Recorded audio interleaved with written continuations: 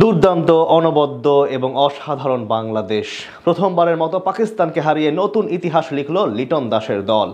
অর্জনের তর্জনী উড়িয়ে নতুন দিনের সূচনা করল টিম টাইগার্স। ব্যাটিংয়ে জাকের আলীর একা হাতে লড়াইয়ের পর বল হাতে অগ্নি ঝরান শরীফুল ইসলাম, তানজিম সাকিবরা। বিপরীতে মাথা তুলে দাঁড়াতেই পারেনি সফরকারী পাকিস্তান। দুই বিভাগে আধিপত্য দেখিয়ে বাংলাদেশের এমন ঐতিহাসিক জয় নিয়ে বাকিটা শুনবো রিপোর্টে। তানজিদ তামিমকে বসিয়ে আজ সুযোগ দেওয়া হয়েছিল নাইম শেখকে, কিন্তু নিজের প্রিয় পজিশন ওপেনিংয়ে নেমেও আজ ব্যর্থ টাইগার ব্যাটার। টস হেরে আগে ব্যাট করতে নেমে এদিন 7 বল থেকে মাত্র 3 রান করে উইকেটের পেছনে ক্যাচ দিয়ে বিদায় নেন তিনি। ক্রিজে এসে বেশ সাবলীলভাবেই প্রতিপক্ষ বোলারদের সামলাচ্ছিলেন লিটন কুমার দাস, কিন্তু ইনিংস বড় করতে পারেননি তিনি। পাক পেসার সালমান মির্জার শর্ট লেন্থের বল পুল করতে গিয়ে হাসান নওয়াজের হাতে তালুবন্দী হন টাইগার কাপ্তান।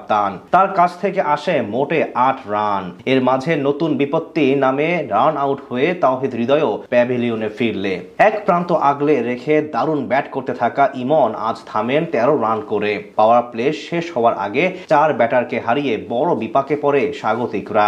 সেখান থেকে শেখ মাহাদিকে নিয়ে জুটি গড়েন জাকের আলী অনেক। দুজন মিলে বেশ ভালোভাবে প্রাথমিক ধাক্কা সামলে বাড়াতে থাকেন রানের গতি।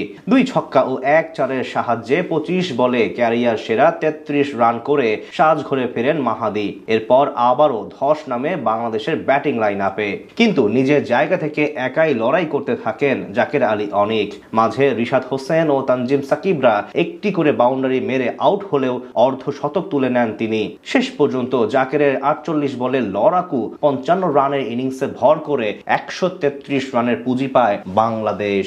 মিরপুরের স্লো পিচে এই রানও ছিল লড়াই করার মতো বড় হাতিয়ার। সেটা অবশ্য শুরুতে বেশ ভালোভাবেই কাজে লাগায় টাইগার বোলাররা। এদিন পাকিস্তানের উইকেট পড়ার ধারাবাহিকতা শুরু হয় রান আউট দিয়ে। প্রথম ওভারে ডিপ পয়েন্টে ফেলে দৌড়িয়ে সিঙ্গেল নিতে গিয়ে রান আউট হন তারকা ওপেনার সাইম আইয়ুব। পরের ওভারে আঘাত হানেন শরীফুল ইসলাম। তার ইন সুইং ডেলিভারি বুঝতেই পারেননি পাক ব্যাটার মোহাম্মদ হারিস। ফলাফল এলবিডব্লিউর শিকার বনে তিনি ফিরে যান গোল্ডেন ডাক মেরে। এক ওভার বিরতি দিয়ে আবারও আক্রমণে এসে ফখর জামানকে বিদায় করেন শরীফুল। তার কোমরের উপরের বল পিছন দিয়ে মারতে গিয়ে লিটনের হাতে ক্যাচ দেন পাক ওপেনার। তবে প্রতিপক্ষের শিবিরে সবচেয়ে বড় কাঁপন ধরান তানজিম হাসান সাকিব। পঞ্চম ওভারে বল করতে এসে পরপর 2 উইকেট নেন তিনি। সেই যাত্রায় তার বলে আউট হন হাসান নওয়াজ এবং মোহাম্মদ নওয়াজ।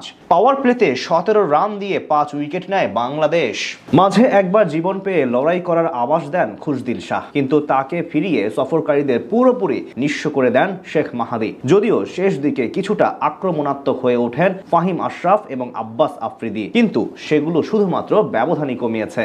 অর্থাৎ প্রথমবারের মতো পাকিস্তানের বিপক্ষে সিরিজ জয়ের স্বাদ পেল বাংলাদেশ।